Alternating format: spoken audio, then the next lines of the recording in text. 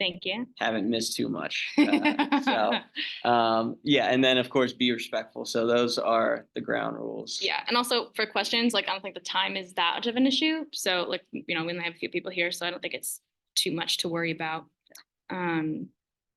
Yeah, so introductions. Excited to hear, who you are. Do you live in Columbia? Where else do you live in Howard County? How did you hear about our revolution, or like, what's your interest in being here at this meeting, or in, like progressive movement in general? And yeah, anything else that you want to share. Jake is bringing around my phone so that people on Zoom can hear the audience members. So yes, good. This is our makeshift microphone. So if you want to introduce yourself. Okay. I'm Mark Goodwin. I live in Wild Lake in Columbia. I've been a member of our revolution for a year or so. I'm just interested in general and progressive democratic politics. Thank you. You made sure it was unmuted, right? Yeah, it's unmuted. And Megan, if you want to turn the camera on, feel free to do that as well. Turn the camera off? On. No. That would be insulting to me. No, I don't want it on. Oh, you don't want it on. No. Okay. All right. I'm Megan Braganza. I live in Ellicott City. Our revolution, how did I first hear of it? I think when it started. I'm interested in, I don't know how much time you got. Go ahead. A lot of things. Nothing really else to share. All good. Do I have to punch anything? No, you're good. It's good as I'm Liz Bobo. I live here in Columbia. I've lived in Howard County for 50 of my 80 years. I've served on the Board of Appeals, the County Council, County Executive, representative to the state legislature. And I had the blessing, that's I don't use that word lightly, of knowing Jim Rouse and what he wanted this community to be. He wanted this community to be, this is one of my favorite quotes of his, a place where the CEO and the janitor could live side by side. And he did it. And we've held on to a lot of it, but I'm a little concerned that we're sliding away a little bit. And I'm so grateful to people like Jake for paying attention to things like this and calling it to our attention. And I'll introduce my husband, Lloyd Knowles, who was the one who got me involved in politics back before I was involved. Maybe he doesn't want to talk. Lloyd Knowles. We live with my wife Liz in Swansfield. In an out parcel. Yeah, that's the thing. We live in an out parcel. And generally involved in county affairs one way or another, mostly silently in recent years. And thanks for having programs like this.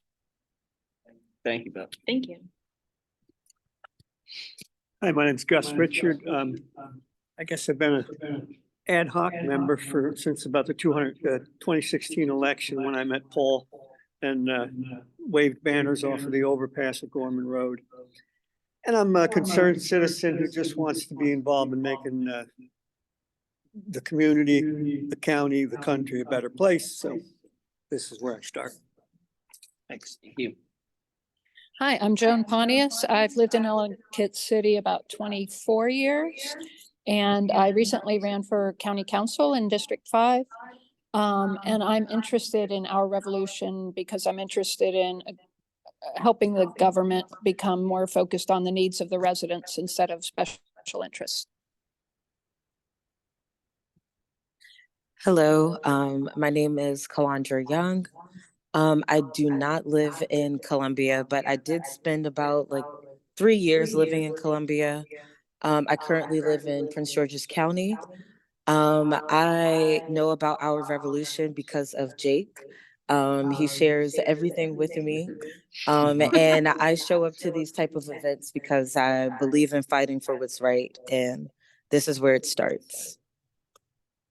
Yeah, that was it. So.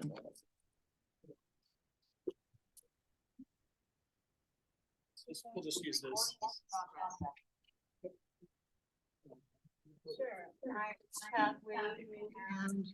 I've been a co-chair in the past of OR Montgomery County and OR Howard County.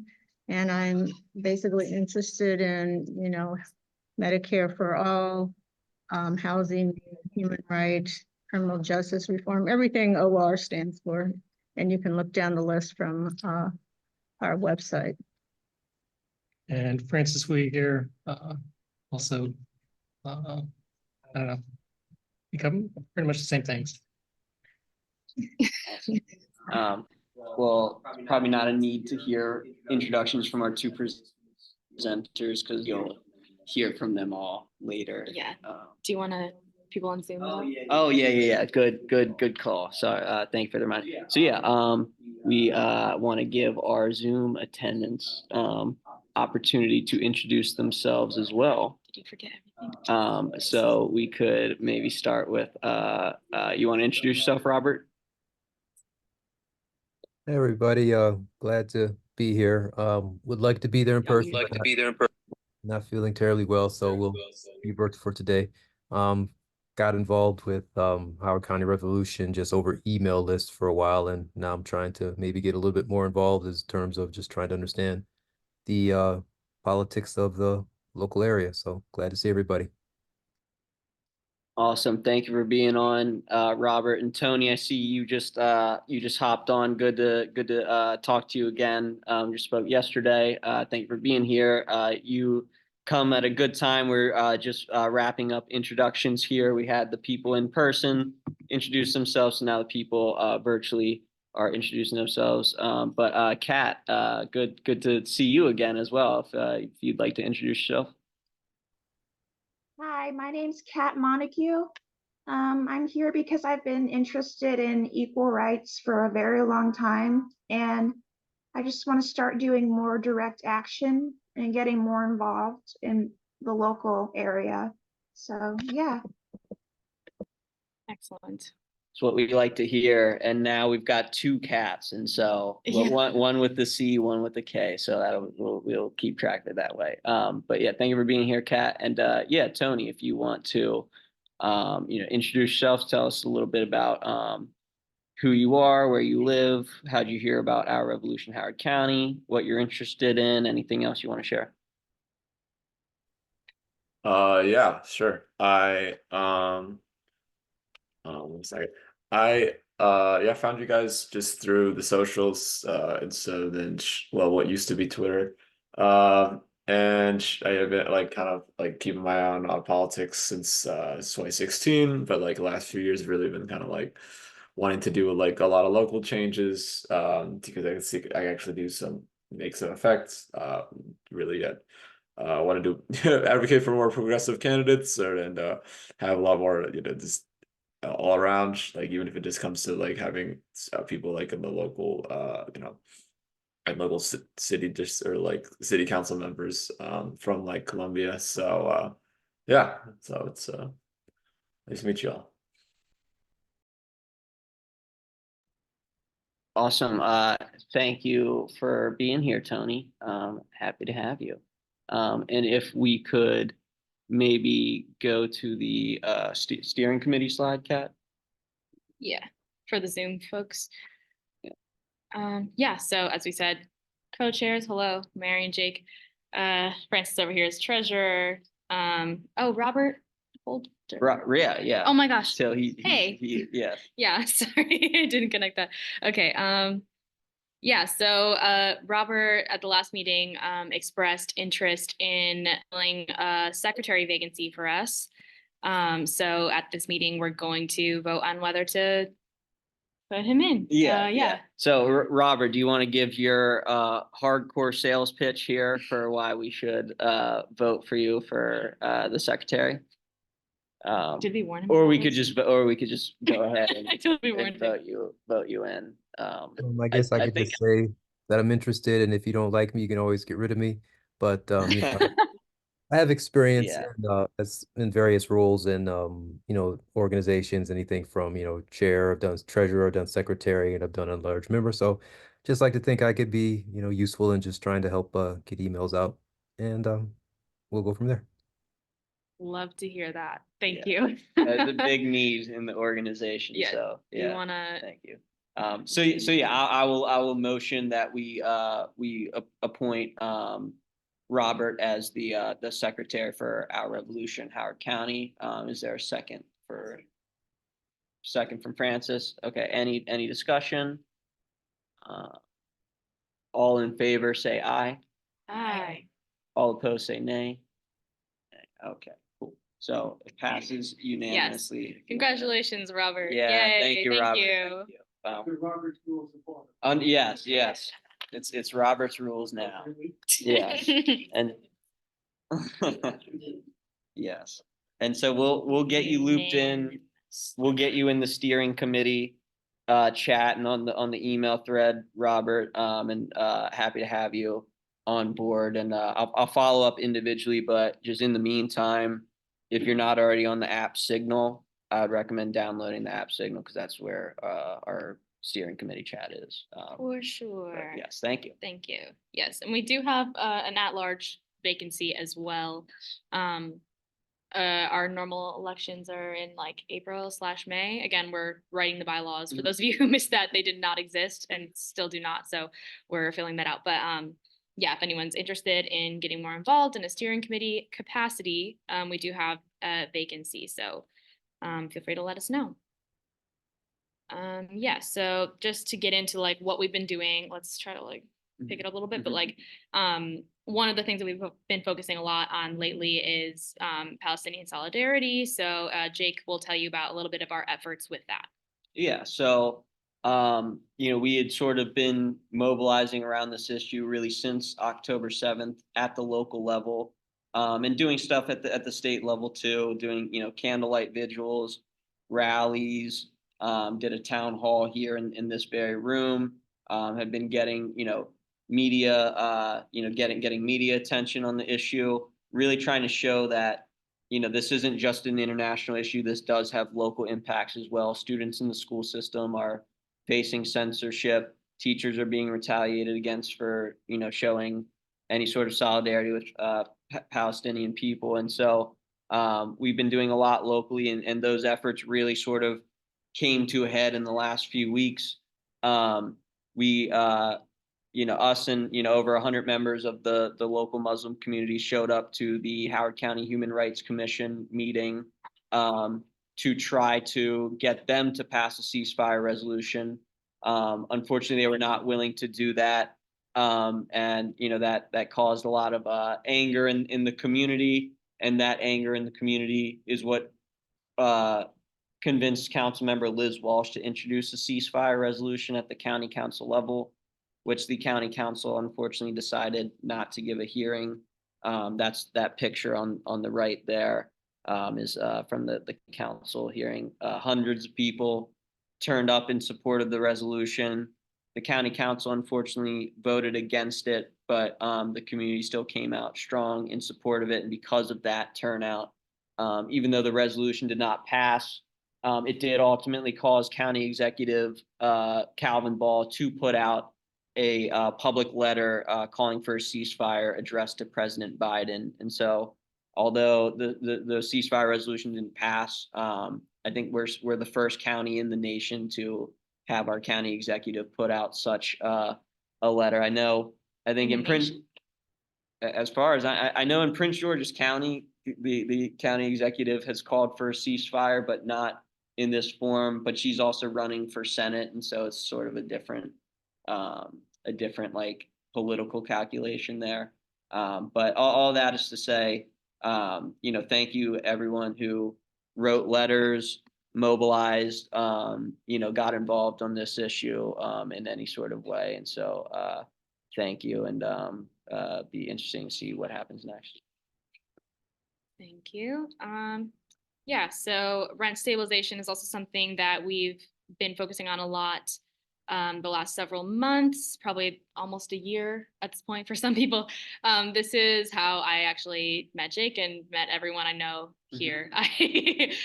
So yeah, so I guess just overall, we'd been pushing for this for several months, and then County Executive Ball introduced his bill after we'd been at public hearings and stuff, and all kinds of stuff that happened that I will kindly skip past. But basically, the bill was pretty weak and would not have done too much. So we were mobilizing for amendments, and we got county council member Liz Walsh to agree to introduce our amendments, which would have been excellent. But the bill ultimately died because of an absent council member at one of the votes. And so now we're kind of shifting gears as a coalition to we're trying to actually start tenant associations.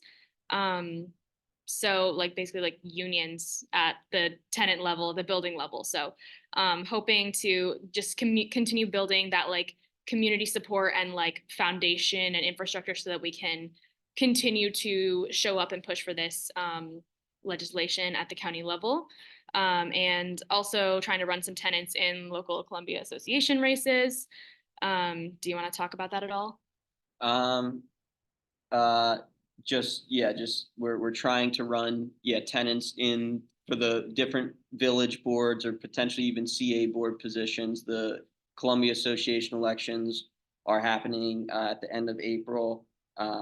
Francis ran for CA board in Wild Lake last year. I know Liz was very supportive in that, and so thank you for that. But yeah, I mean, as people may or may not know, I consider these Columbia Association races to be the closest thing we have to a city council in Columbia. They call it the Columbia Council for a reason. And despite the power that they have, very few people turn out to vote in these races. Sometimes as few as 300 people vote in these races. And so it'll be an interesting strategy to actually run tenants. Typically, it's not tenants who vote and run and serve in these positions. And so the idea is get tenants to run, try to build tenant associations in the buildings that they live in, and through that mobilize the tenants in those buildings to vote in the Columbia Association elections for those candidates, which again, normally tenants don't turn out. And so the calculation is that if we can get even 100 tenants in a building to vote in these Columbia Association elections, that will completely flip the dynamic of the races, because that'll be increasing the voter turnout by 25%. And so if anyone in here is a tenant, or even if you're not a tenant, but if anyone here lives in Columbia and in a village and has interest in whether you want to build a tenant association or just run for a village board position, please let us know. We're happy to help you with your campaign and assemble door knockers and everything that is needed to actually win. And so, yeah. Yeah, and if you also want to get involved in rent stabilization in general, to just keep rent affordable for people and keep them in their homes, you are absolutely welcome to get in touch with us about that as well. Yeah, we're at a good low place to jump back in without things being super crazy. So if you're interested, yeah, definitely let us know. Are we? Yes, awesome. Okay, Sarah's not here. Yeah, Sarah's not here. People, we've been talking about this kind of far right extreme group, Moms for Liberty. Probably many people would describe it as a hate group, and they've unfortunately grown active locally here. But luckily, it's been met with a lot of community resistance. There's sort of a group that sprung up specifically to counter this anti-mom, or to counter this Moms for Liberty group and anything they try to do locally. And so they've tried to do a couple events that have had to get canceled because they're afraid of protesters showing up. But the only new update is I think they did actually have a meeting in January, and I know some people who were against it were trying to go there to spy and maybe disrupt. Sarah's not here to let us know how that went. I don't know if anybody else in here went to that meeting or heard about that. If not, we can move on. But the last thing on this is there's suspicion that the leader of the group or vice chair of the group, Tootie Adler, who's, you know, far right wing candidate who ran for Board of Education in 2022, there's the fear that maybe she might be running in District 4 this time around where she lives.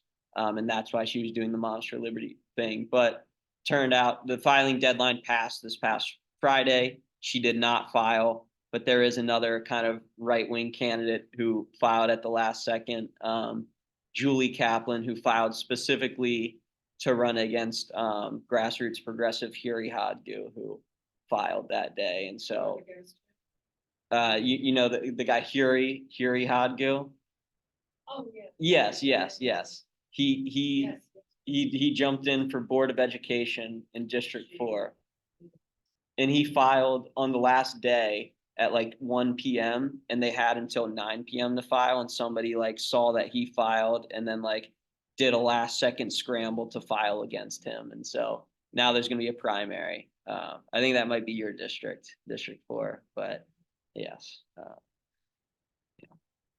Okay, yeah, so we have County Legislative Committee. Joan, if you want to share anything about that? Yeah, can they hear me online? Oh, here, microphone. Yes. And hold on, I'm not even sure. I haven't been on Zoom in like years, okay. I feel like. Hi, I just want to give an update about 5 council bills that will be presented at the public hearing next week at the George Howard Building at the public county council legislative meeting. One is a change of the annual budget to account for $23 million that the county will be getting from Maryland for the Extended North Tunnel project. 2 of them, another one is just a lease agreement to rent space in Columbia.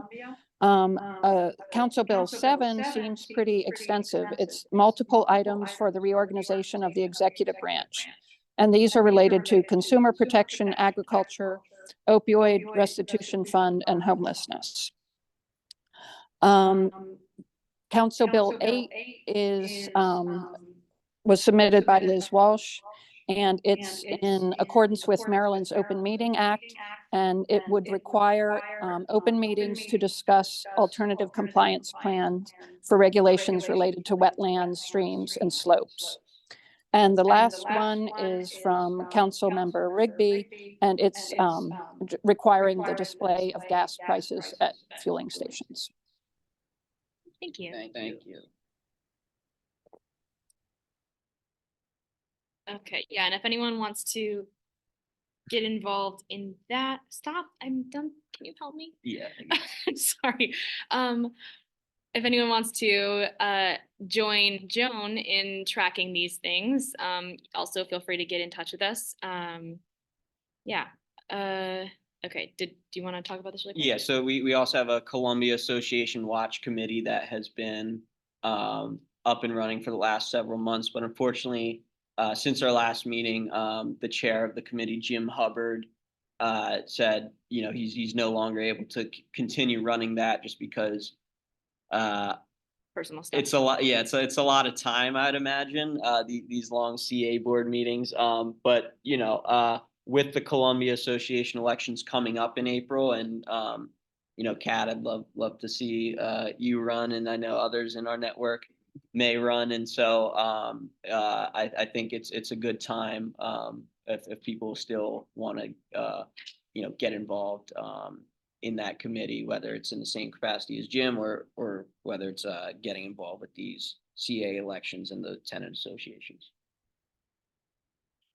Okay, yeah, so like we mentioned a couple of these things already, but just things that we're kind of going to be funneling a lot of our time into, like Jake has mentioned a couple of times, CA races, tenant associations relating to rent stabilization, and Jake just mentioned Huri Hodgu as well for Board of Education. We're gonna be going all in on that too. And yeah, if you want to help with that campaign as well, you know, get in touch with us. We'd love to have you.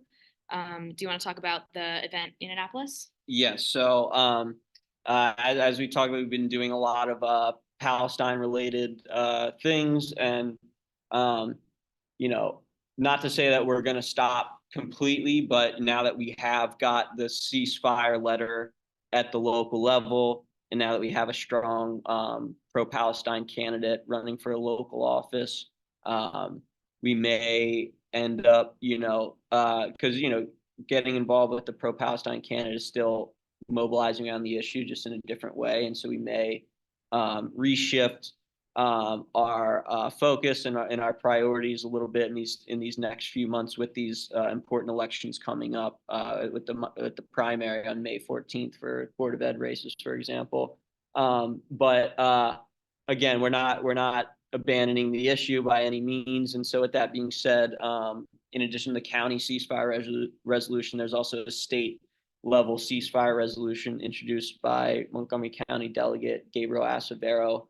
And there's going to be a youth-led rally in Annapolis. I'm sorry I was not able to get the flyer on the slide, but I'll try to do that real quick before the end of the night tonight. But there's going to be a rally in Annapolis, a youth-led rally, although it's open to non-youth too, on Monday, February 19th, 1 week from today, at 6 p.m. at Lawyers Mall in front of the State House. And we're also going to be having lobby meetings with several legislators on the House Rules Committee, which the ceasefire resolution will need to make it through before it receives a final vote. One of the delegates from that committee who's agreed to meet with us, or at least a staffer, is Delegate Jocelyn Pena Melnick, for example. And so if people want to join us either for the rally or the lobby meetings next week, we'd love to have you, and we'll definitely send an email about that in advance to it as well. Yeah, social media committee, to do something specific you want to talk about with that? No, nothing specific, but social media committee is one of our many different committee options. We've talked about some of the other ones on the slideshow tonight, but whether it's electoral activities, state or local legislation, helping out with social media, direct service, lots of different opportunities to get involved. And so would encourage people to check out those committees and consider signing up if one looks up your alley. Kat, do you want to put the link to the Google form in the Zoom chat? And we'll send also an email with that form as well. I think you should be able to get it from the slide, but let me know if you can't. Okay, yeah, so would love to have you be more involved if you are interested. Do you want to have a quick treasurer's report, Francis? I don't know if it's any different from last month. Yeah. This is the situation. Yeah. Okay. Yeah, so we have Linktree also if you feel the need to get started right now. And yeah, so now is a good time to ask Martin Mitchell if you want to talk about one fair wage, and then we can vote.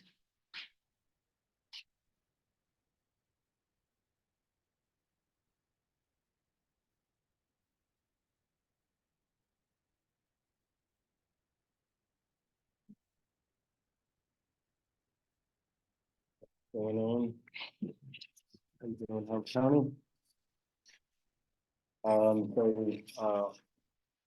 I am here to talk about, as she mentioned, one fair wage.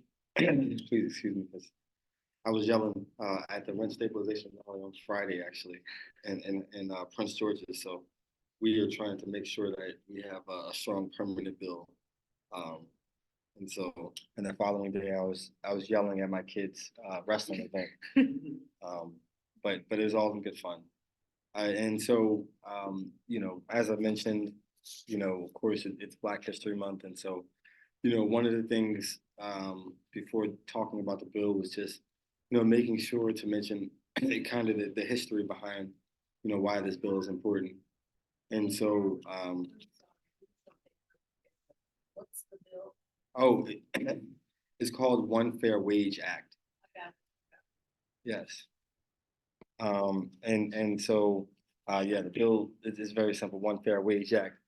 Basically, I'll just say one of the first members is our revolution. So, the state one, and I think Jake came to an event, and Ed Fishman, he comes out to a lot of one fair wage events, especially when they were trying to pass a countywide bill in Annapolis. I mean, not Annapolis, in Montgomery County.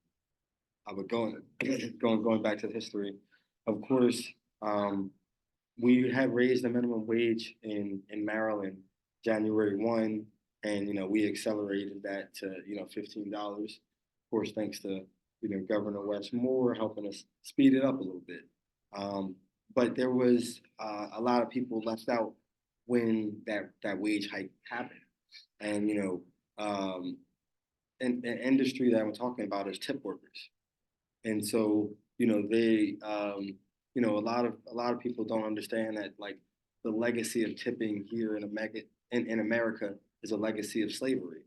Of course, when we were initially introduced to the idea from Europe, it was the idea of tipping on top as a bonus of wages.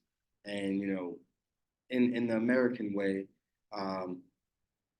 for the tip workers, especially in the restaurant and the food service industry, prior to emancipation, a lot of those workers were males, but thereafter emancipation, a lot of those workers were women, a good majority of which being women of color. And so, it went from the idea of tipping as wages on top to the tipping, that your tips are the wage. And so I think it was about 1991 when they came up with like a federal sub minimum tip policy, and that was 213, and it's still 213, federally. And so, when the Fair Standards Act was passed, in 1938, a lot of those people were left out, valets, porters, food service, tip industry, your bartender, your server, and a lot of people don't realize, even here, in Maryland, the great state of Maryland, the sub minimum rate for a lot of people is still $3.63, with the expectation that the tips are supposed to bring you up to the minimum wage. And so, I can say that, for me, my first job was, working in the food service industry. I worked in Laurel at a restaurant that's now closed, it's Applebee's. And several jobs after that, we're in the food service industry. And I think that the food service industry is great. But one of the things that, I've learned firsthand going around the state and talking to, people who work in the industry is that their wages aren't enough. And a lot of them, for one, don't know what they're making hourly. Some do know that their base pay is this, but when it comes to calculating your tips based on, what your base pay is, it becomes very difficult, right? And I think that a lot of employers, just speaking to them, a lot of employers will acknowledge that, they should pay their worker a livable minimum wage. And a lot of people know for the time that we're living in, $15 isn't really even, that livable wage as we're speaking of. So, the bare minimum hopefully is 15. And so, in Maryland, we have a state bill. It's called the One Fair Wage Act. And, just to tell you, like, hey, this thing has been done other places.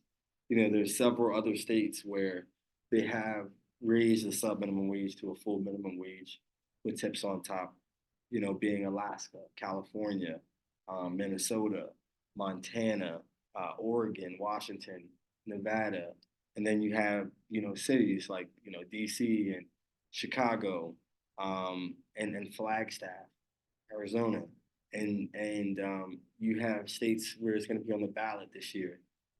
Commonly when you have ballot initiatives, especially, one as popular as this, ballot initiative to win.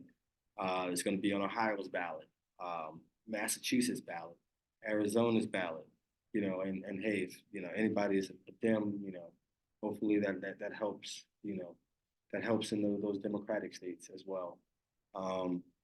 But, one of the things to mention in Maryland is Maryland is, I like to call Maryland a Burple. Maryland's a Burple state. It's like, it's not a Burple. it's not quite blue, you know, it's almost purple and, you know, it's like a purple state. Yeah, yeah, exactly. It's almost like, you know, yes, yes, yes. Well, some people forget that we're the most northern southern state, you know, as well as still just being in the South. And so, you know, the push at the state level is to try to pass a bill. But of course, there's a lot of pushback from, you know, corporations, right? Anytime you try to pass something that's good for the worker, you're going to have corporations, you know, push back because, you know, that's capitalistic nature, right? Like at the end of the day, they see their business and they're like, whoa, my worker making more. I don't think that's okay. They're okay with making, you know, what they're making. But then, you know, you firsthand talk to these workers and they're like, man, I'm struggling. And then you look at statistics because like I tell people, you know, you can just base, you don't always have to base your decisions in like the emotions of other people, but you can look at some of the facts. So when they had the Prince George's hearing, we were looking at the data for tip workers in Prince George's County. And we saw that about 50% of them or more were receiving SNAP benefits. So that went to tell you that like, hey, that something's wrong, right? Like there's still, you know, some type of insecurity where they need to, you know, receive, you know, food stamps and SNAP benefits, and they're working multiple jobs, right? And one job isn't enough. And so, you know, we really have to ask that question. And then when it really became daunting was when you looked at unemployment during COVID. A lot of these food service workers left the industry. One, because of the conditions, right? Then they had to regulate mask policies. And, you know, one of the things they realized is they weren't eligible for unemployment. So about 2/3 of those tip workers who applied for unemployment, you know, through the state weren't eligible because their wages were too low, you know. And so like that just goes to tell you that like, hey, this is, you know, a major issue. And, you know, not even just speaking from the economic issue, it's also like a women's right issue, right? So about 60% of the Maryland's workforce in like the restaurant tip industry is women, and about like 50% of those are women of color. And a lot of what they experience not only during COVID, but now is like, you know, sexual harassment, right? And so in states that have passed this, they've seen harassment reported go down by at least half.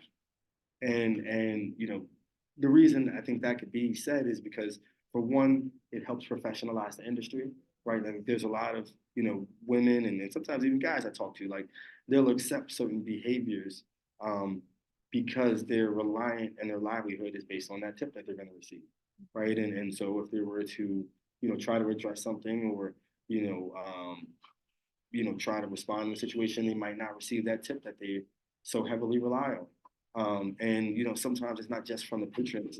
It could also be from the coworkers. It could also be from the leadership.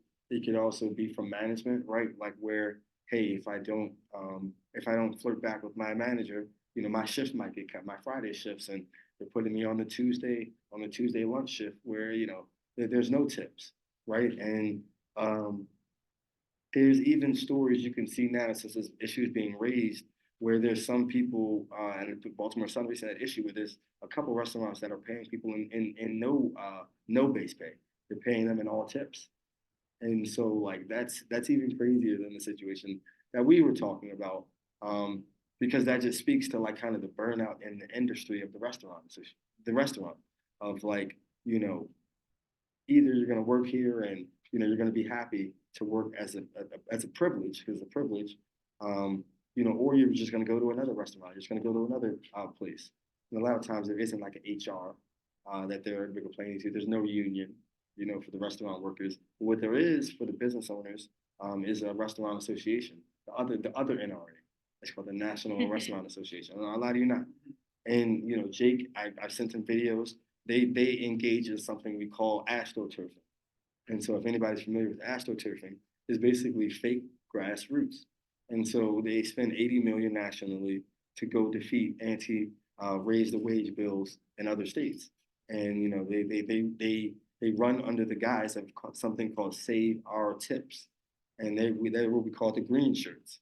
And so, you know, you'll see us with the white or the pink shirts, and then you'll see the green with the green shirts. And the reason this is fake grassroots is because a lot of the restaurant association, the managers, the owners, they'll lie to the workers.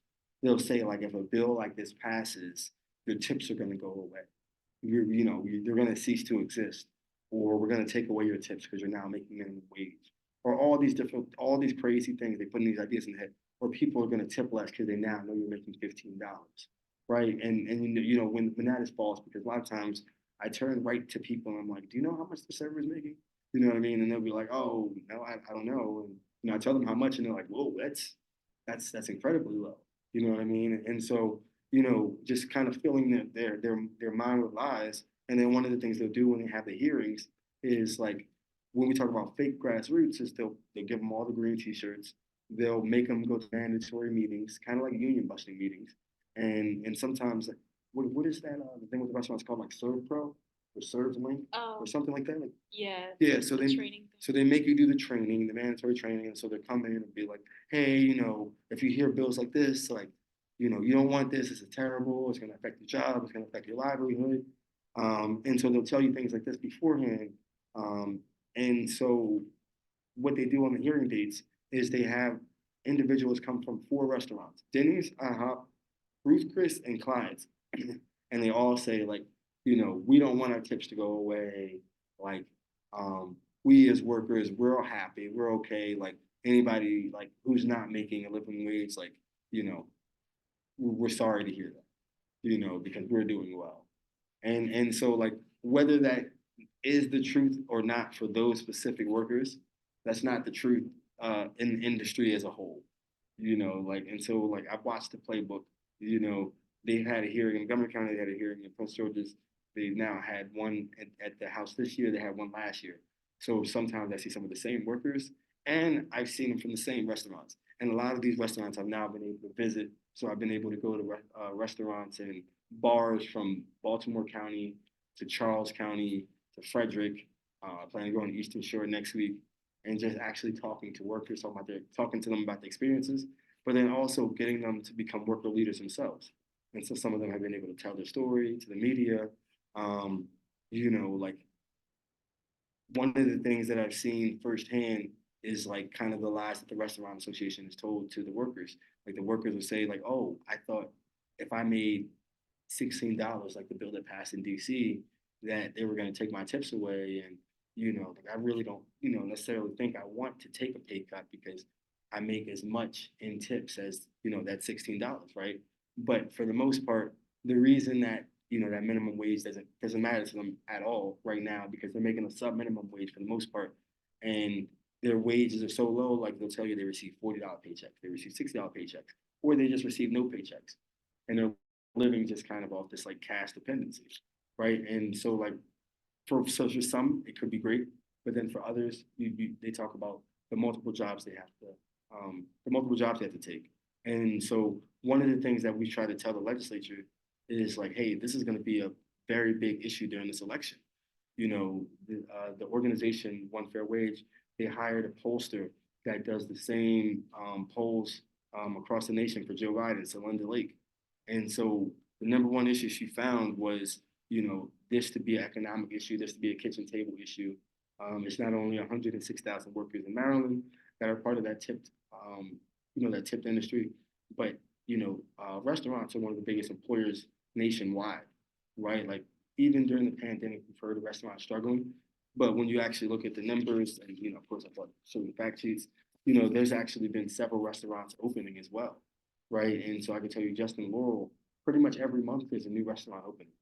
And the truth of the matter is the restaurant industry has always been volatile. So there's still going to be restaurants closing, but what we've seen restaurants opening at a far faster rate at what they've been closing. And even in states that have passed this, states that have passed One Fair Wage, they've seen employment growth go up. They've seen the amount of restaurants in that area go up.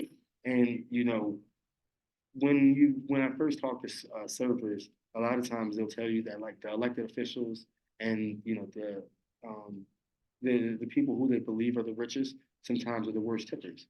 It's commonly the best tippers are people who have been servers or who are currently servers, right? Because they understand what it's like to live off of tips. And so what we've seen during the pandemic was, if you gave people more money and they had more disposable income, they were able to spend that and they were able to help generate the economy. And so, that's why, of course, for me, it's important to grow the coalition. I went to DSA, Southern Maryland, and so they'll be joining on. But, there's several other organizations, like they have Labor Support Unite Here, AFL-CIO, SEIU, CASA, NAACP, of course, like I'm wearing. But, we definitely need to make sure that, keep expanding the coalition because, like, as the bill continues and, as effort continues, they will need more connected grassroots. And so that's why I've been working to facilitate that. I'm able to answer any questions. And the House bill has 44 co-sponsors, so, they're very happy with it. Wow. This is a Maryland state. Yes, HB 467 is the Adrian Biafo as the bill sponsor, and SB 160 with Senator Ellis and McCray as the sponsor. Yeah, and, I'll make sure. It's Saru Jayaraman, and so she is the co-founder of One Fair Wage. She co-founded the industry or co-founded the organization with Mandu, and they are both like former service workers, and they formerly worked for a coalition called RUC, which is like restaurant workers. And so then after that, they formed this organization, and they've been, helping try to pass bills in other states, other cities. The nationwide, state by state effort. Yeah. Yes, yeah, and of course I'll leave a few books as well. But yes, it is a nationwide effort, and it's like we said, it's going to be in the legislature in New York, Illinois, Connecticut, and certainly Maryland. And so you've heard the states that's on the ballot, and so yeah. How many states currently have a law like this? You have 7 states, and then of course, like we said, the major cities like Flagstaff, Chicago, DC, but you have 7 states. And have the hearings for the bills already happened yet, or would there be opportunity for us to like submit testimony in favor of it if we wanted to, or did we miss the vote? No, I believe that the Senate bill happened. I think that the House bill, I think that the House bill, they're gonna they might make an amendment because it sounds like there's interest in, possibly, going to the ballot. And so, we'll kind of see about what the hearing looks like on the House side. But yeah. In terms of like coalition efforts, like what would you like or expect from like a member, like if we voted to join it, like what would you need from us? Yeah, so of course, we can give you the petition. We can also make sure to give you, there's a survey. If you're ever at a restaurant, feel free to just, ask your server, tell them about the bill. Like, generally speaking, one of the ways that I start the conversation, like sometimes I'll be dining there or I'll just walk up to the restaurant and I'll be like, hey, my name's Martin. I'm with a national organization called One Fair Wage. We're actually trying to help raise the wages for, servers and bartenders. And generally speaking, as soon as they hear you want to raise their wage, they're like, oh, okay. And, they're like, how can I help? So I'm like, hey, so we have a survey. We're trying to, help compile data to tell the legislature, like, hey, this is something important. And so the survey is a great way to be helpful, because you can even get them when you're going to, restaurants or establishments. And so some of the questions is like, how much are you making weekly on average? Do you ever experience behaviors or comments that might make you uncomfortable of a sexual nature? Do you want to be involved? We have a grandkid. Do your Oh, thing. sorry. See you later, Liz. Do your thing. Thank you. And so that's a great way. And then we have server for an hour events where local legislators, they put on their aprons and they serve like us, the workers, the coalition members at a local establishment. And a lot of times the media loves to cover it. AOC was the first one to do it, and they love to kind of cover it since then. I think like Trone did one, and he came out to the Trone one in Baltimore, and Felicia Porter was there. And so that's ways by coming to events like that and rallies and stuff. And then of course the testimony and showing up when there are bill hearings. And then just letting anybody know who might be a server, because you never know like who has a story and, you know, who might be able to share an experience. So, yeah. And then sharing information on social media. So definitely be tapped in on Facebook, Instagram, Twitter. You know, one of the things that I say is like, you know, we'll have to continue to beat the misinformation. You know what I mean? And because the misinformation a lot of times is a, you know, paid lobby, and you know, they are powerful, but of course, when people come together, I believe that that's more powerful. Thank you. Do we want to move to join? Yeah, yes, unless if there's no other comments, questions, concerns, we could, yeah, put that on the table on whether we join as an organization, the One Fair Wage Coalition. I think it sounds like a good idea personally, as also a former tip worker, not a server, but delivery driver. I've done that multiple times in my life. And, used to work at Domino's. We got paid the sub-minimum wage while we were on the road. Now, from my understanding, Domino's does pay their drivers the minimum wage. But now that I know that the drivers are making the minimum wage and not sub-minimum wage, it has not affected how I tip at all. I still do tip. And so that's just to say, I believe that's how most people will still continue to tip and work, which would be better off with this. And so I'm gonna move that we vote to join the One Fair Wage Coalition. Is there a second? Yes. Any discussion? I mean, obviously, you guys, it doesn't over encumber us in any way. But I mean, we're gonna Yes. help with you. As you can be. Yeah, absolutely.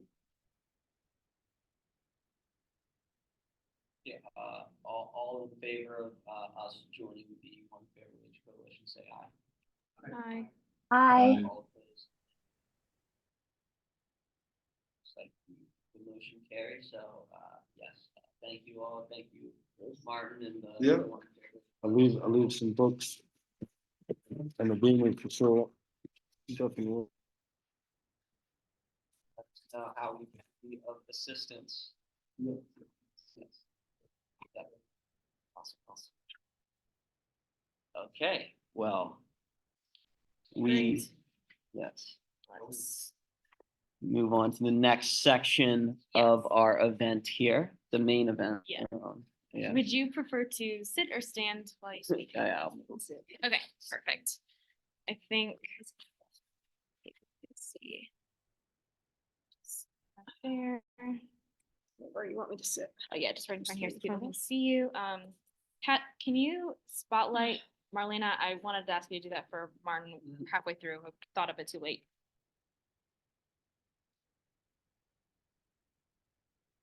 Yeah, go ahead and get started if you'd like to. Is this, do I need to adjust anything or are we good? Let me see. Oh, I can see I can see myself. you. Never Yep. mind. Okay. Well, hello, everybody. My name is Marlena Jareaux, and I am the executive director of the newest history nonprofit in the county. And that history nonprofit is called Howard County Lynching, Truth, and Reconciliation Incorporated.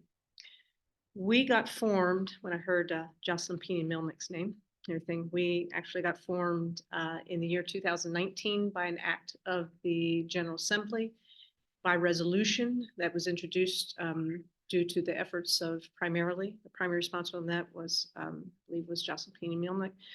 In our county, we had Terry Hill and we had Atterbury sign on to that as sponsors also for that.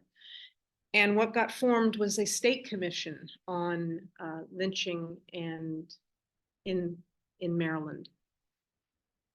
I'm not going to do a lot of talking about the state commission and everything. I'll just say that what they're supposed to be doing is both finding truth and then fostering truth and then reconciliation activities in all the places in the state of Maryland in which a lynching did occur, in which a documented lynching occurred. The state commission then formed its definitions, I'll just say, of what that encompass, what time periods and so forth. Our organization got formed. We were also just an ad hoc group when we started. There were some people that came from the state. They came to the Owen Brown Village Center a couple years ago, and they came to us. We were actually one of the last jurisdictions that they came to, which I'll tell you more about that in a second, why that's significant. They came to us and they said, well, so they gave this presentation and told us all these wonderful things that, were happening. And they basically couched it as, so do you guys want to, join? Do you guys want to have something to do with this or not? We thought we'd come to you and ask, do you want to do something boots on the ground, with this, for Howard County? Now I'm going to pause here for a second and say that I already knew when the news came out that this, in 2019 again, that there was going to be the state lynching commission. I already saw all over Howard County on social media in particular from some very surprising names that I'm going to decline to state who they are. But there were some very surprising names of people that had no problem putting their names onto things in our county on social media, and to basically say that, why are we doing, this? We don't have anything to see here because, well, Columbia, Rouse, no slavery, kumbaya, it's all kumbaya and everything. We don't have that set of issues. And then by the same token, when you look at Ellicott City, most history in Ellicott City focuses around, the Ellicotts, Joseph George, the Ellicotts. And Ellicott, that was, Quaker, anti-slavery, abolitionist. So nothing to see here, folks. And so as a person, that was me, that I used to do some things that I'm also not going to talk about today, everything once upon a time, involving looking at politics and looking at systems. I am a systems person. I'm a creative person, but I'm also a systems person. I'm a person that analyzes. I look to see, especially if I think of, I can see people that I care about going to disturb something. I like to look and see what is interconnected and what's interrelated to it. Oftentimes there are things that you can't see. You don't see the money. You don't see the the back deals that are on file somewhere. Everything. These are the things that make what you're thinking that you're looking at this one thing over here, and then but you're not aware that there's like 3 things operating right here in the background that are intermingled and interconnected. And if you really zoom out, you'll see that there's a ball here that's multifaceted of things connected. So in that organizational meeting, the question was asked, so does anybody, do you guys want to, after giving the presentation, do you want to do something? Is there, and no one raised their hand is what happened, everything. I was somebody that was researching history by this time. I found this wonderful, remarkable story about somebody in Howard County history from the time that slavery existed in the state of Maryland, who, when I discovered her story, and it was not hard to find her story, but when I found her story, I just was in awe. I just remember, I just said to myself, oh my gosh, I can't, why, and first thing, why don't I know this person? How come, why? Her name is Louisa. Okay. I was like, how do I not know Louisa's story? What in the world? How could this be at the place that I live? This is amazing story for what this woman did. My gosh, the power of what how she fought off successfully. Not once, but twice. That's the other thing too about her. Just real quickly, she was somebody who was, that's what trapped me into the story. And I just had to know more. She was somebody who had actually been born free. And then she got caught up into somebody's system, everything. Somebody died. She got caught into somebody's system who thought that they could take advantage of the fact that they perceived that she didn't have power, that her and her family did not have power. And that person, one of the people in the family, essentially enslaved her. And the fight that transpired just enthralled me. I just had to know more when I saw this 9 years later and everything. So that's how I got into, the realm. And yes, at that meeting, then I raised my hand. because I knew that for this county, I said, no, this can't be left to chance. This can't be, we can't just keep on doing this of just these just these assumptions about what things, that what's really going on, assumptions about what is the truth about things. I had by that time already known stuff that I knew was going to be in the book that I'm writing that I can't seem to get to finish the book because I'm doing all this other stuff, everything. But I just knew, and so, that it had to be done, everything stuff. So with the support of some other very nice people in the county who also agreed and everything else. So I raised my hand and said, well, all I know is that it needs to happen. So yes, we're going to say yes. We fast forward and then we became a nonprofit in order to enter the realm in the way to really be able to fight. And I say fight because being able to tell even accurate Black history in this county, and that is what I tend to focus on, and our nonprofit does. What started off with just being that it was just supposed to look at the lynching examination in the county, because by the way, it wasn't just one. That's what people were they were trying to just have it be that we just have this one to look at, just Jacob Henson. That's the only person that we have to look at here in the county. And then people unbelievably were saying things like, well, okay, yeah, he was adjudged to be guilty. Yeah, he was lynched and everything else, but he was adjudged to be guilty for having killed somebody. And so, okay, yeah, they dragged him from the jail and before and everything, but what's the big deal? I mean, he was adjudged to be guilty. And it's just like, when you just 2019, seeing this array of all these people, from these surprising people that were saying things like that. And it was just like, this is, okay, and everything. So we were getting all kinds of resistance, and we still do get resistance. I don't think that we get as the same degree of articulated resistance as we did when we entered the realm. But the more that we were showing the accurate truth about history in the county, and I'm going to say this about history. I'm sure that a lot of you have heard phrases like, well, the history is told from the perspective, the victor is always the one that gets to tell the story. That's just the way it is. I heard somebody say that, and it drove me crazy to hear, especially with her position that she has in the county. It drove me crazy to hear her say that. My counter to it is that, well, yes, people can, it is the case of oftentimes that that the victor is the person who got to tell the story and got to write the story. But what they don't say with that is because the victor had the power to tell and write the story, and to get that story uplifted, to get that story published, to get that story into the curriculum, to have those kind of stories and that kind of history be the thing that people were going to then hear, the thing that's the kind of history that, when, as we all know, history is a graduation requirement. I gave a presentation to groups of county school students at their last professional day on Friday when they had off, and they were listening, deciding who they wanted to listen to for extracurricular kind of stuff. And I was giving a presentation, and it was around, I was very candid about the fact and told people that, look, I'm the first to tell you, when I was in school, I went to Wild Lake High School in Columbia. That's where I graduated from. My son went to Hammond High School in the county. I'll be the first to tell people that when I went to school and everything, and for history, I treated it was a graduation requirement for me too.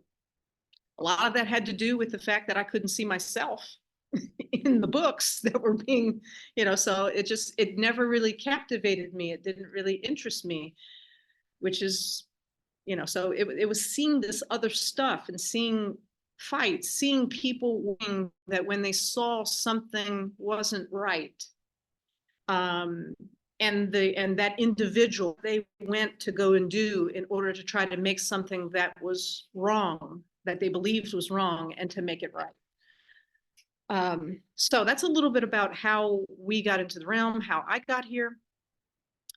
And what I know that I'm supposed to talk about tonight is about I was asked to be on a public spaces commission.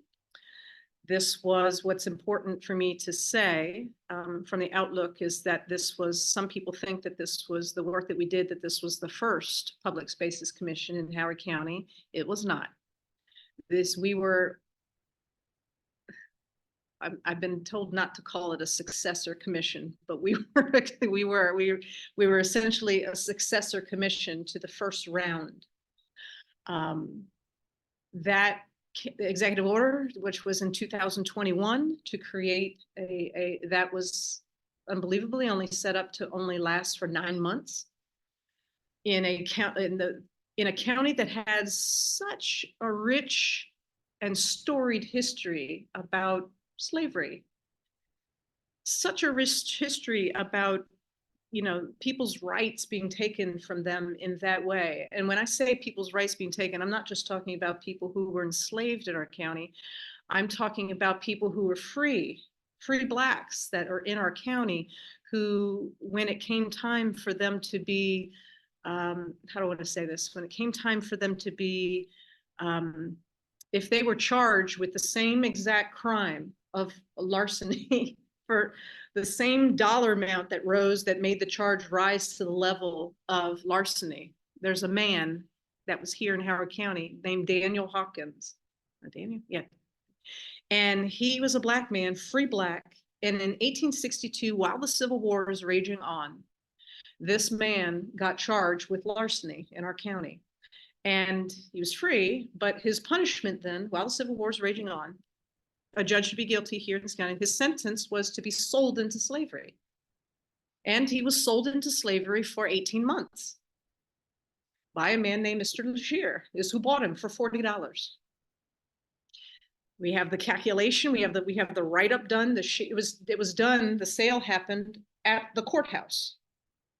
The courthouse that was just recently, you know, I'm trying not to say abandoned, but you know, for the new facility and everything, but the historic courthouse, you know, here in Howard County, that's up on top of the hill, you know, there on Mount Misery, everything and stuff that sometimes people call it. Yeah, you know, that was there. You're not seeing history like this. You're not seeing, and for that story, I can give you 15 others easily off the top of my head, you know, of things. So these are the things that, that again, that make us, we're trying to get these stories, get the history out to the people who need it. We want it to get to the next generation.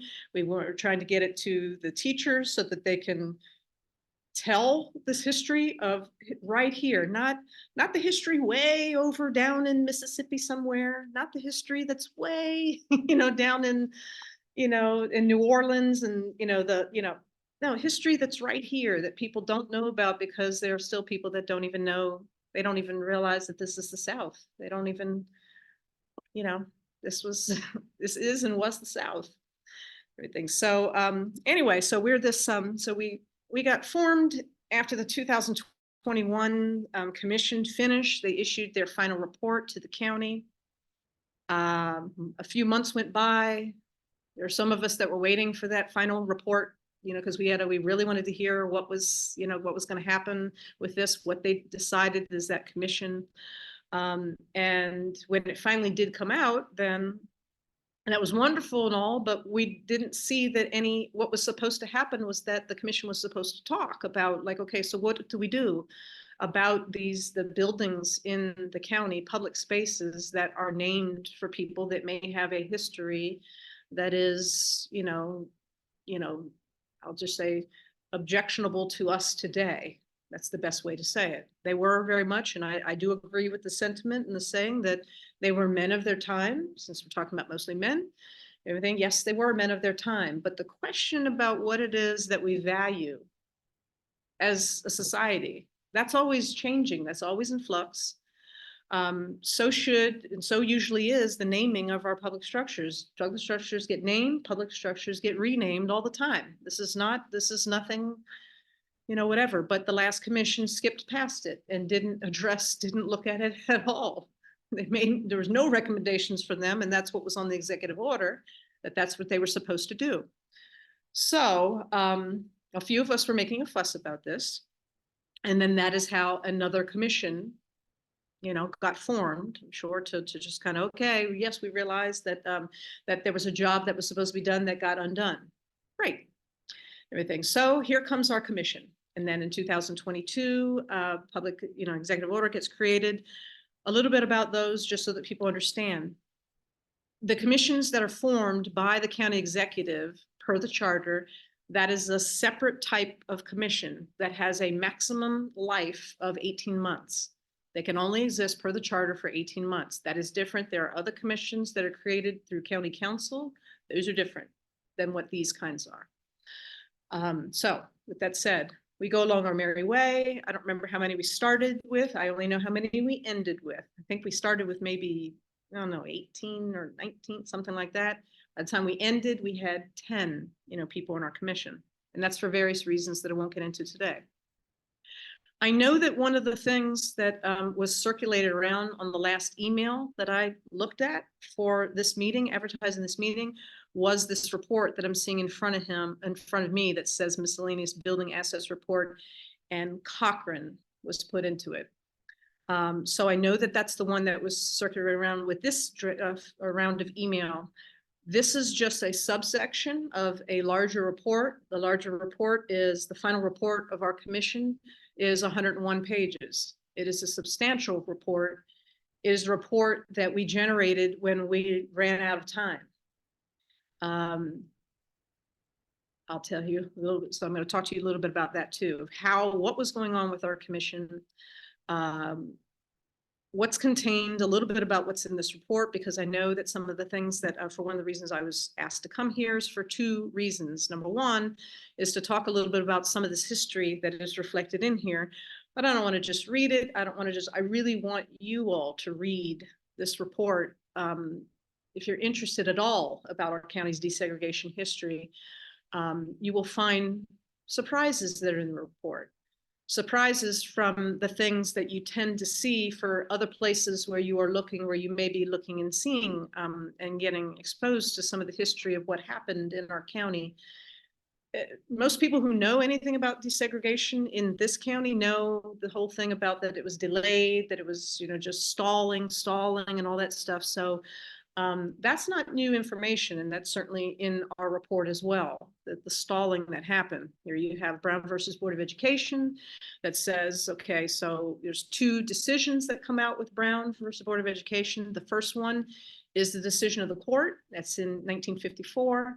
And then there's a second, in that report, in that decision, it says, and gives people license then that they take. And everything is, just hang on a second so that our court can make some decisions about and hear some additional comments from people who want to make briefs to us to talk about, what the problems are going to be, so we can hear all this, so that we can decide how we want to issue out that final decision about desegregation and what needs to happen here in our country now that we've decided what we did in 1954. That decision comes out in 1955. And when it does, and if you can imagine just for a second, if you can place yourself and try to place yourself into the shoes of anybody, I'm sure that some people in this room even were alive during this time. Of course, that, for when the desegregation of schools happened. I was not, I was born in 67, everything, but my mom was, everything. If you try to put yourself in the shoes of what this, when I say the following, of what this must have felt like for people on both sides of the aisle, though. On the one side, you have people who are going to Black schools in the county here that are inferior. They're not getting the same kind of funding. They're not being treated the same way at all. The teachers aren't being treated the same way. The facilities are not the same way. They are, so they have been waiting. They knew that this was happening. They've been following along, and most times people will think that, okay, well, the judge said this now, and now that this has been declared and said that this is going to be the law of the land, and it was, this is the law of the land. But in 1955 is when, in that decision is when it said, they said, well, and I forget, and I don't have it in front of me for what exactly, and I like to give the exact same words that were used, but I'll paraphrase here, that they basically said, you should do it with all due speed. But they didn't articulate what that speed should be. And I know that, and so part of that is that after getting the briefs that they got, which, well, A lot of people don't know about what our county did and what our state specifically did in regards to that. How our state was fighting that, how our state was in the Supreme Court doing that. That's not something that most people know or talk about. Those records are all in Annapolis that I viewed. Everything to see, and you can see like you could just see I mean, you saw the fighting, you saw with the State Board of Education, you know, in Maryland doing, you know, saying what they're saying about this is going to be a nightmare, this is going to be a such and such and whatever else. But then you see that even within Maryland that you have this jurisdiction over here is doing this. Here you have Baltimore City doing this. You have Montgomery County and you have Baltimore County and you've got Eastern Shore is trying to do this.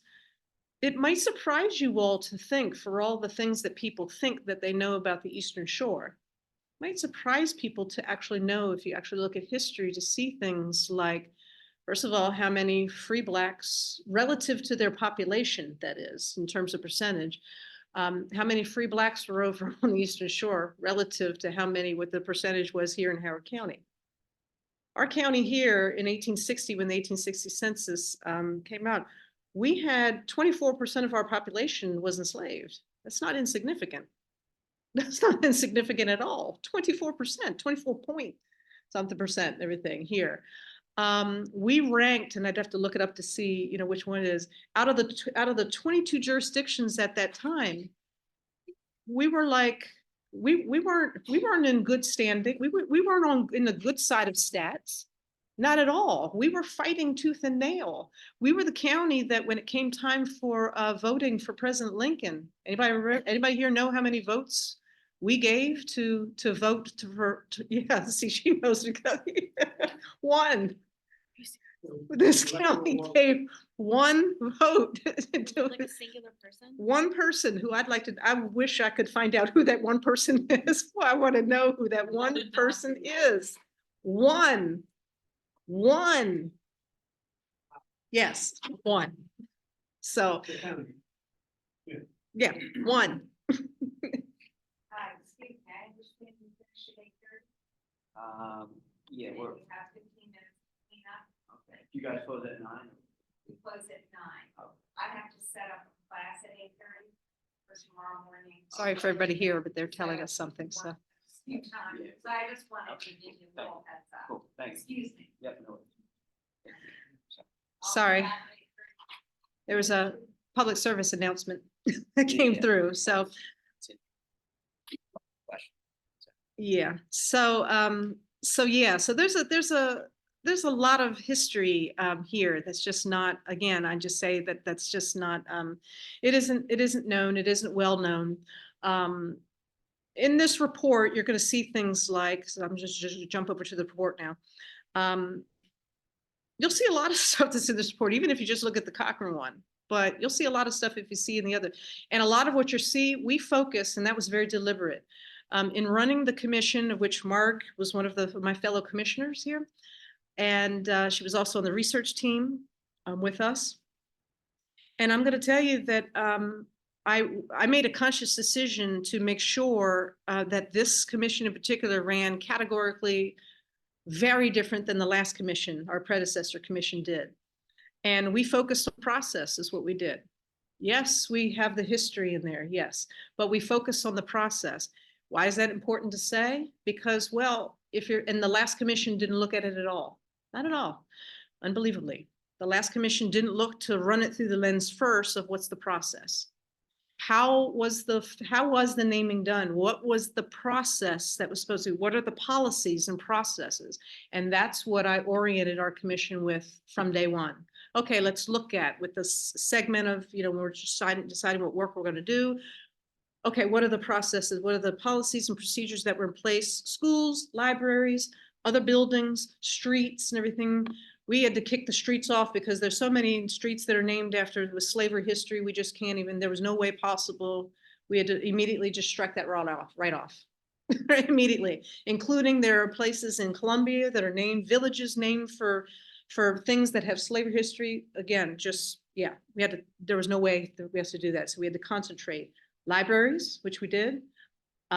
We did a small smattering of schools and then a small smattering of public spaces, public buildings, like the Cochrane Center, like the East Columbia 50+ Center that had been resisted by a group of citizens. This was known, it got kicked over to our commission to ask us to run Cochrane's name through it when there was community resistance to the naming of the East Columbia 50+ Library. Well, East Columbia 50+ Center, sorry. So with all of it, what we found, and this is where I'm going to take great pleasure in saying and giving the kudos for the early find on this, to find that that the buildings in our county, all the other buildings are supposed to be, did at one point, did have a naming process. And the credit to that goes to none other than Mark, everything, who actually was the one on our research team that found a little something that was in a newspaper clipping.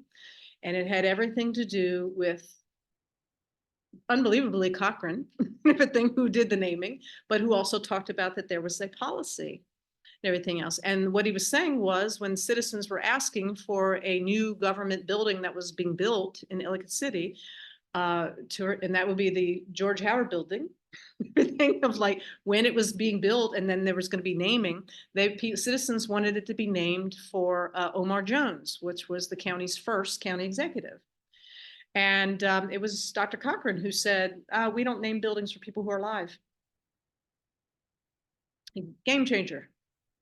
Everything. So that then caused us to then immediately put our focus on, okay, so in asking our county to give us records, we want to see, okay, it seems like it might be a county executive order from Dr. Cochrane and everything else. And I'll just cut right to the chase here and just say, after 1 year of waiting for that, we were told by our county, oops, sorry, we don't have any documents for you. We don't have any of his executive records, of his executive orders. What do you mean? No, what? He's still alive. He's our county executive. What do you mean you don't have any of his executive orders? Oh my goodness. So it was just things like this that were going on through the duration of our commission, when we were focused on running things through the policy, procedures first, and then the history second of these people that these, various things are named for. And what you'll see in that report then is the sum total of that. When we tried our best to we were involving the county in it, the citizens in it. It was supposed to be a public commission, a thing where people were asking, where we were involving our citizens. What history do you know? Do we have this right? So we were sending out the draft reports to people and just all this community involvement, because we thought that that was supposed to be the way that you do it. That would be the right way to do it. They're public spaces. That means it's owned by us. They're our space, so, but at the end of the day, after 18 months, and it was clear that we weren't going to be able to finish this under that executive order, per the charter, we could have asked, and we did. We asked to be extended. It takes per the charter an act of the county council to do so. And that didn't happen, everything. The clock got run down on that, everything. And so got stalled out, and now no one in the county gets to say anything about the public spaces, everything, but you do have the report. So I hope you enjoy the history that's in there. I know that with Liz Bobo, that she was here. I know that the county executive and everything, that there was this effort to try to make her, to have there be a building named for her. And I know that that was because Ken Ullman had a building named for him in between our last commission and ours. He got a building named for him, and then there was the attempt to name one for Ed Cochrane. But then what I could see was that it seems like, I don't know for how long it lasts, but it seems like all naming has stopped now. I'd like to think that I think that that's because of our report. We put out the commission report and gave it to the county executive like we're supposed to, gave them to county council, put a copy in the historical society on file with them and several repositories so that they could, so if anybody wants to see it, please go to the historical society, ask them for it. I don't know where the county has it, everything else. I don't know where they're putting records, because I don't know where they put this man's executive orders either, so. So. It's on our website. If you go to HoCo, as a last ditch effort, when I saw what was going on, that I was like, this report, for all that it shows, this can't be buried. This can't be sitting in a vault anywhere. This can't be sitting under a stack of papers anywhere. This can't be, if you go to we're using our resources as a history nonprofit. They're all being hosted by us now because the county's not hosting any of it. So yeah, HoCo. So yeah, HoCo, HOCOLTR.org. And if you go and you'll see in the banner on the thing, you'll see public spaces or public names, public spaces. Just click on that and you'll get access to everything. Final report, the draft reports, and all for this Cochrane report, if you click on it, you will see that we use 70 sources. There are 70 records that we did use because we wanted to make sure that we got this right to do justice to this. That man is still living. We tried to ask him too and everything to get access to him. We didn't get access to him. For him to, I would have loved to be able to sit down and talk with him about stuff too, but no, we got, like I said, we were blocked from quite a bit. So, in interest of we're running out of time and everything stuff, I want to leave some questions for Q&A and have them be happy, the library system. So happy to answer any questions that you all have, but please do read the report. It has implications, and that is the thing about history. History isn't as old as you think it is. A lot of the things that are fights that are going on today, they're not new fights. They actually aren't. A lot of them have their ancestors. I say their ancestors and their cousins are in history. There's very little that's new. It's just that's the way that power always works. As soon as they see you're going to make something that you've done this and you're making some headway into this, by the time that it got addressed and it has changed and a law did this and that, they already changed what they wanted to. They already changed it. And that's the way the law works. The law, by the time it does this, it's very specific then. They change something, and then what you're fighting about, then it no longer applies to that got created. That stands in time and history. It's always been that way. The power of the word may. You may do something. May do something doesn't mean you have to. Any questions? Megan? But Ken Allman's still alive, isn't that against the rules? Well, Ed Cochran. Ed Cochran's still alive. It's against his own policy. They named the building after him. My question, Marlena, and while you answer the question, while other people answer questions, I'm going to start to clean up the chairs that people aren't sitting in. But just so you know, we did send, not in the email today and not in the email over the weekend, but in our original email about this event, we did send a link to the full report, and we will send a link to the full report in a follow-up email. But my question to you, Marlena, is why do you think the county executive chose not to extend the life of the commission, and why do you think that they weren't being forthcoming with sharing these executive, or do you have any speculation on like what they were trying to hide, what they didn't want to see? Well, I'm going to say this. I'm going to say while you're cleaning up and putting the folding around the chairs, I'm going to say this to you to answer your question. I didn't have a conversation with Dr. Ball.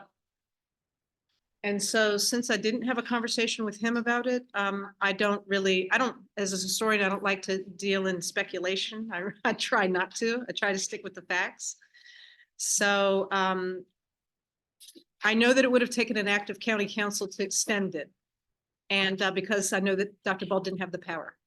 So I don't know why it is, but I can say this, I hope it changes. I hope that one day the people will get to answer the questions and we'll get to have their voices heard about it. Well, thank you, Marlena. And yeah, it sounds like it's the council, but I know that the county executive has influence over the council. And so I can't help but think if he really wanted to make that happen, he could. But maybe I'm wrong. That's just my speculation. I think it's more the county executive than the county council. Yeah, that's the sense that I get. And so maybe I'd love to see the county actually have to address that and answer that question. To my knowledge, they haven't done that. And so thank you, Marlena, for sharing this report publicly, and hopefully they do feel the need to address it at some point. Thanks for inviting me to come. Yes, no, thank you. Yeah. Thank you. You're welcome. I'm sorry, time management was not bad. Oh, but okay. It was a great. The library should read one more on the back. Oh.